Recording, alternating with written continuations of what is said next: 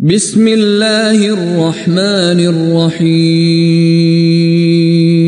والذاريات ذروا فالحاملات وقرا فالجاريات يسرا فالمقسمات أمرا إنما توعدون لصادق وإن الدين لواقع والسماء ذات الحبك إنكم لفي قول مختلف يؤفك عنه من أفك قتل الخراصون الذين هم في غمرة ساهون يسألون أيان يوم الدين يوم هم على النار يفتنون ذوقوا فتنتكم هذا الذي كنتم به تستعجلون إن المتقين في جنات وعيون آخذين ما آتاهم ربهم إنهم كانوا قبل ذلك محسنين كانوا قليلا من الليل ما يهجعون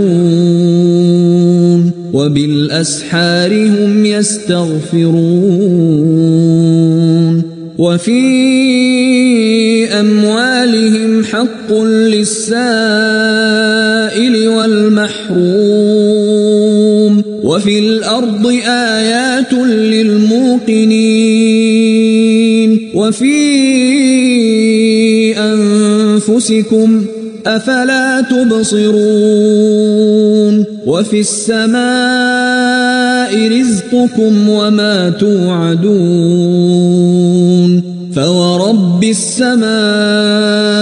والأرض إنه لحق مثل ما أنكم تنطقون هل أتاك حديث ضيف إبراهيم المكرمين إذ دخلوا عليه فقالوا سلاما قال سلام قوم منكرون فراغ إلى أهله فجاء بعجل سمين فقربه إليهم قال ألا تأكلون فأوجس منهم خيفة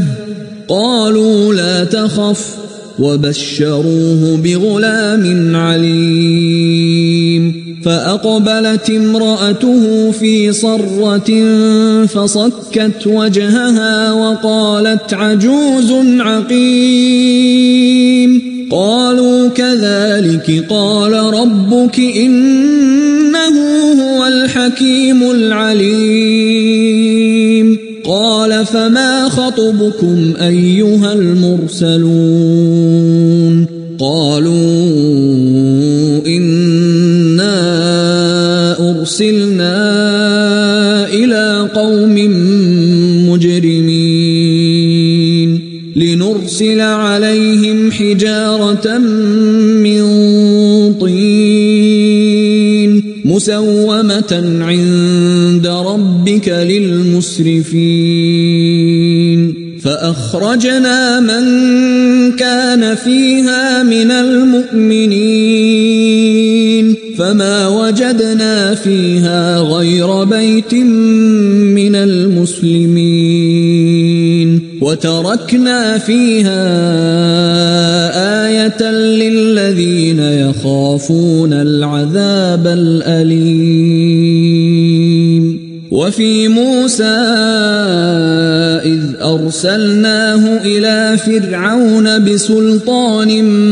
مبين فتولى بركنه وقال ساحر أو مجنون